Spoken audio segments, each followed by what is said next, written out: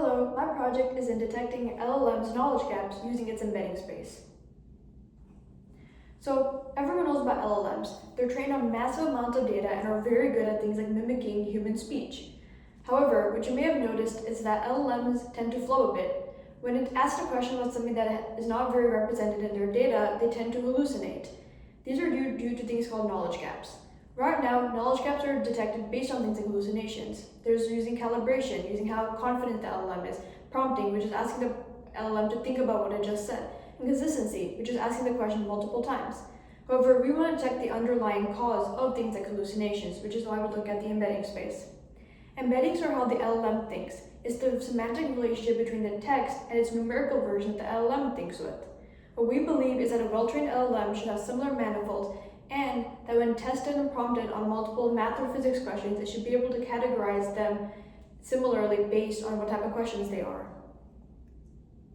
So first, we look for multiple data sets that are known to have LLM cause issues, like in mathematics and physics.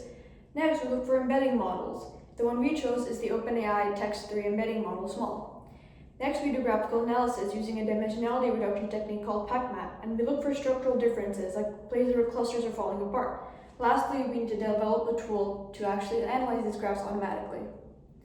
The two datasets that we chose are the math dataset, which has math computation problems, and the camel dataset, which has physics problems. Based on the math model, you can see that there's a lot of different areas where the model is falling apart. We see that it's able to categorize intermediate algebra quite well, but it struggles with things like algebra having it split apart, as well as number theory, which also has two different clusters. With the physics dataset, we see something similar, where it's really good at categorizing chaos theory, cosmology, fluid mechanics, and gravitational waves problem, seeing that it has good clusters in those locations. However, with special relativity, which is this curve over here, it struggles. Same thing with biophysics and optics as well. Basically, with this project, we can quickly look at places where the LLM needs to be trained more. And in fields like medicine, mathematics, and physics, where redundant tasks can be removed with LLMs, using a task like this to figure out which niche areas it's struggling at can drastically improve where it's falling behind. There are many applications to this, and a project like this definitely helps with making LLMs better than they already are. Thank you. Thank you for listening.